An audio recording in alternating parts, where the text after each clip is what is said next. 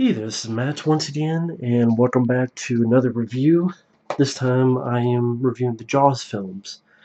I reviewed them a long time ago, but they were with a really old camera, and that was when I first started this, so I took those reviews down. And I wanted to rewatch these films again. And so we did to the first film, Jaws, the best one, the best shark movie. I think it will always be the best shark movie, although I do enjoy Jaws 2, Jaws 3, Deep Blue Sea, and other shark movies. I think for most people this is their favorite shark film because it was lightning in a bottle. It's very hard to recapture lightning in a bottle. When I worked at a video store, a long time ago, it was a store called Mr. Movies. And as a worker, you could show movies, but they had to be PG. And since this film is technically PG, this was the film I would always show there. I would always pop it in because it's a good length, over 2 hours. When it was slow, I could watch the film, and then when it was over, I just replay it back to square one. This is a film that's rewatchable, infinitely rewatchable, like Aliens, like Predator, and like many other films. For me, this film never gets old. And when you talk about the first film, what do you talk about? I mean, everyone has talked about the stories, the production problems, how long the film took, because the shark was going to be featured more, but it always broke down, so they show very small amounts of the shark, screen time-wise. That's why the documentary is called The Shark Is Still Working, which is a really good documentary. I wish we could see the whole thing, because apparently there was a lot more shot about conventions and the sequels, and we'll never see that, and that sucks. Because I love to see and hear info on Jaws 3, Jaws 4, even Jaws 2. Although this one does have a pretty decent making of when the DVD came out. But obviously they did a great job with this, and if they shot a lot more, they shot it for a reason. So when this came out, I was pissed off that they pretty much cut the documentary in half and only gave us the first half, which is about the first film. And okay, the other Jaws sequels came out on Blu-ray. None of that shit, what about the rest of The Shark Is Still Working? Why can't that be on the Jaws 2, 3, 4 Blu-rays? But no. So that footage is either out there or it's disappeared into thin fucking air.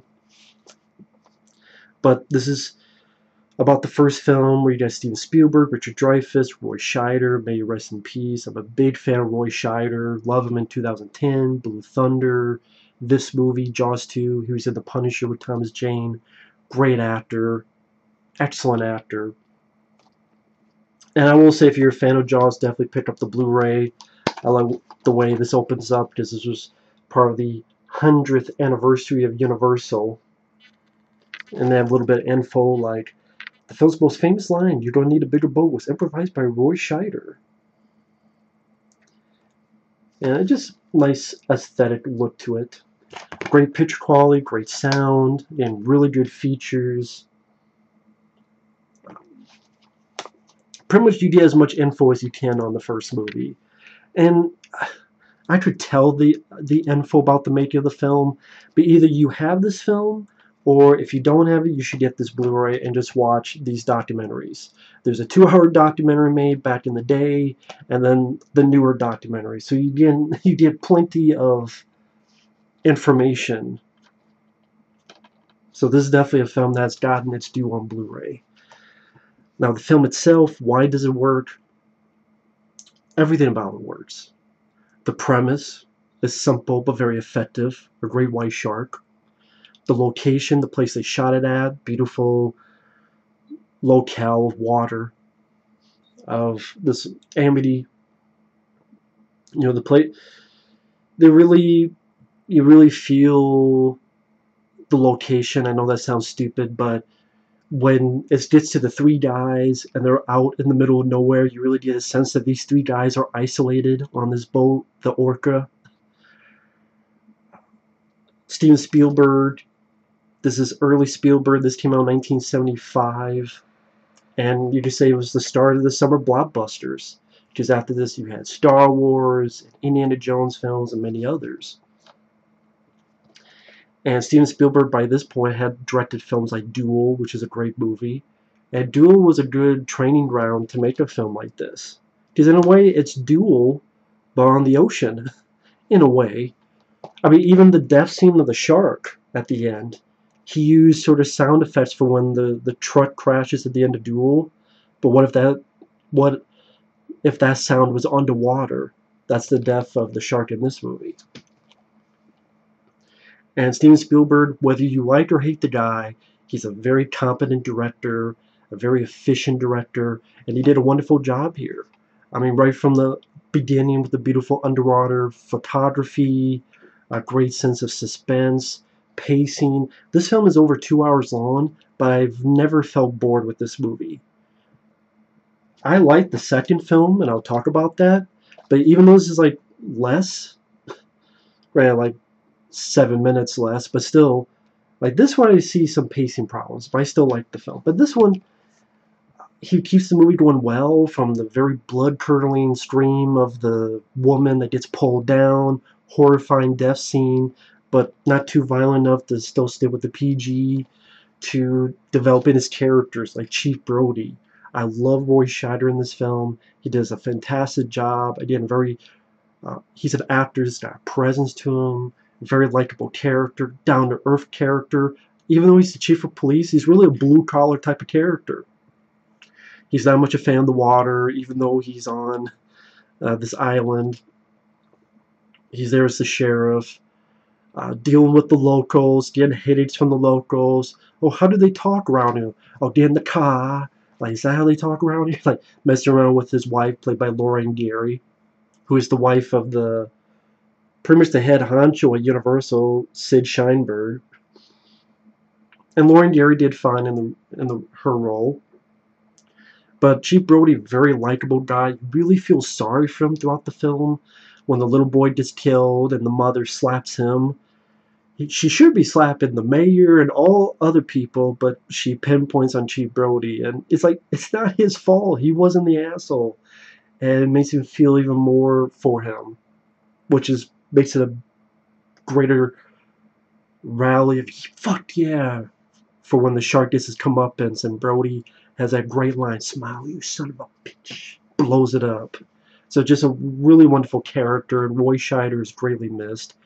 Richard Dreyfuss, one of my favorite roles, is Matt Hooper.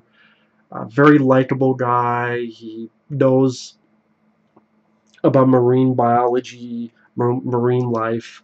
This was not a boating accident. It wasn't Jack the Ripper. It was a shark. And him and Roy Scheider worked very well together. They had a great bond together. I really bought that these guys became friends. Just Richard Dreyfuss did a wonderful job. Robert Shaw as Quint. That sort of, that voice, I thought it fit well with the character. The head, the tail, the whole damn thing. And later on, people would sort of take that and make it a cliche. But he was believable in that role as the shark hunter. And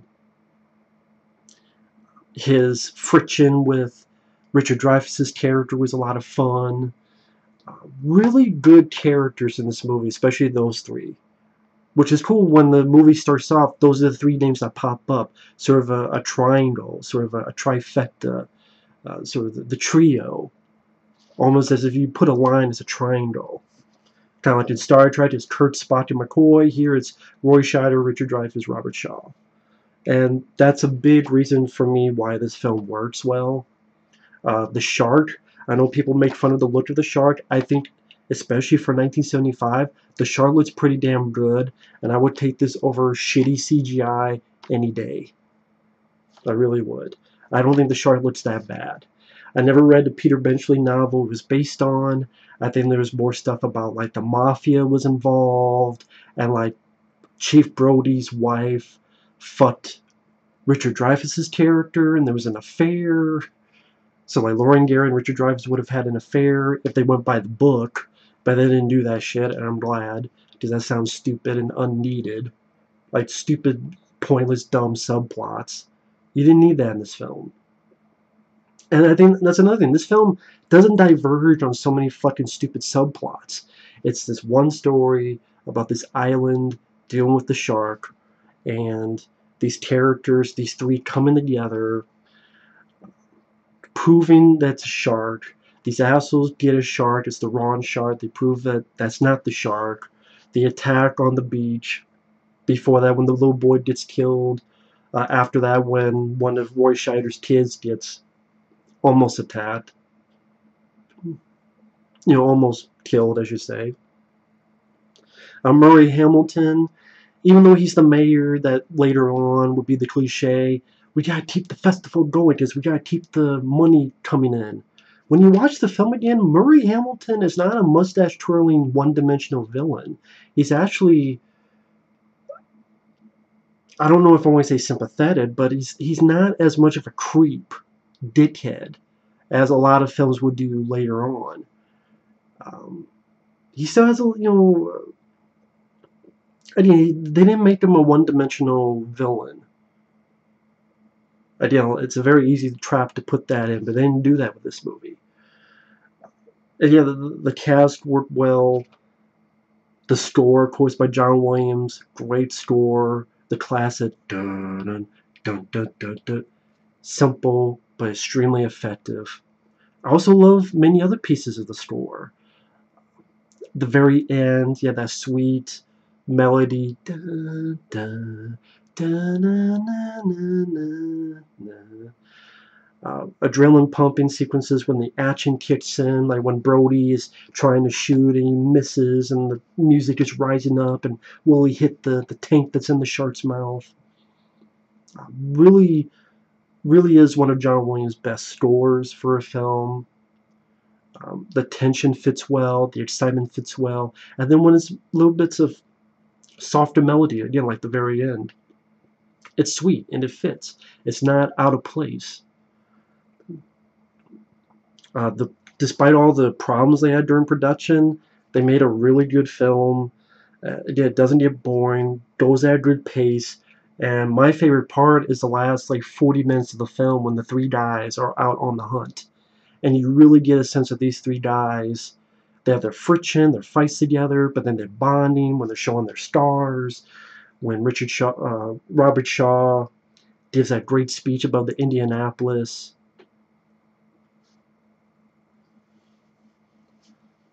The black guy, him talking about, like a doll's eyes, about the shark, and just giving his whole speech. That's how lightning of a bottle this film is. That one of the most memorable parts of a shark movie is a guy's speech, just him telling the story.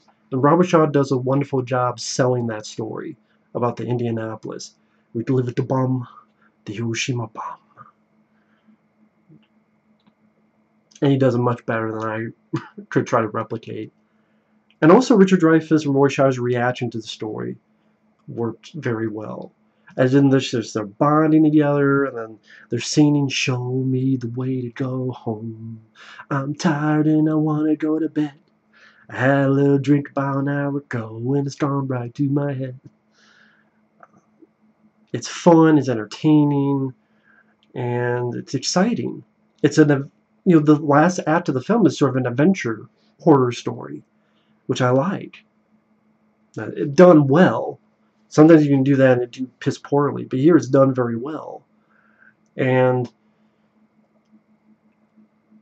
satisfying ending. Used to hate the water. I can't imagine why. As the two men swim off into the distance and get to land. I don't know what to say about this film. Again, it did everything well. That's why no matter what you did for a sequel, it would look not as good compared to this. Because they got the characters right, they got the pacing right. You had your shark attacks. Very likable characters, really good adventure when they're hunting the shark in the last act of the movie. It's not like 10-15 minutes. It's again, like a good 40-50 minutes. Which I would say is my favorite part of the movie. And Really good script, wonderful score, technical qualities. Again, I think the shark looks fine. And overall, I don't even know, I don't really have any complaints about the film. It's a great movie. If you don't own it on Blu-ray, definitely give this a look. It looks great on Blu-ray. Getting really good features. And it's a classic. It's a classic piece of filmmaking. And Steven Spielberg is definitely one of my favorites of his. It'd definitely be in my top 5, maybe in my top 3. It's definitely one of my favorites of Spielberg's movies. So thanks for watching, take care, and next time I'll talk about the sequel, Jaws 2. See you guys later.